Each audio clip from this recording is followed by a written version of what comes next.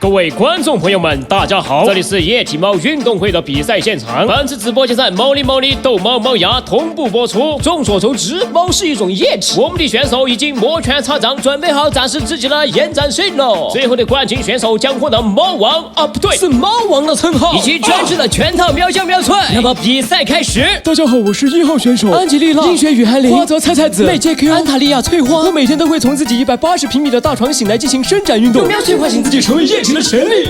好嗨哟！我感觉已经到达了巅峰。嘿，老铁们，我要站起来喽！3、2、1，起 ！Amazing！ 老铁们把666打在公屏上，顺便点个一键3连哈！铲屎的主人，快给我奖励！2号选手想要挑战的是，工作人员正在布置场地，我们先来采访一下这位选手。请问你今天有信心吗？Can you speak Chinese？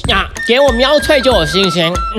愚蠢的人类，这也太简单了吧！人类非的这技术，看我纵身一跃，面对疾风吧！说成功了，他成功了，完美的一跳。等一下，裁判好像亮红牌了，让我们看一下回放。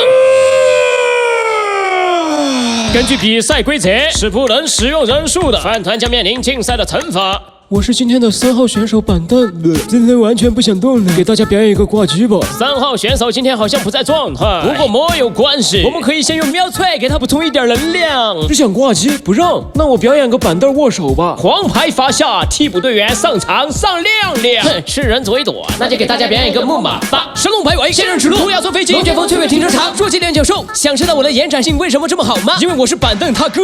俗话说得好，扁担长，板凳宽，板凳没有扁担长，扁担没有板凳宽，扁担要扁担，板凳板凳长，板凳不让扁担，板凳板凳长，扁担偏要扁担，板凳板凳长。是扁担宽，板凳长，还是扁担长，板凳宽呢？这就是我们祖传的体操口诀。实名反对上面选手不把自己装进杯子，也好意思叫自己液体猫。今天由我们 TFCAS 给大家表演一个铁锅炖喵。老二该你了。So easy！ 只要杯杯里有喵酱，我甚至还能七进七出。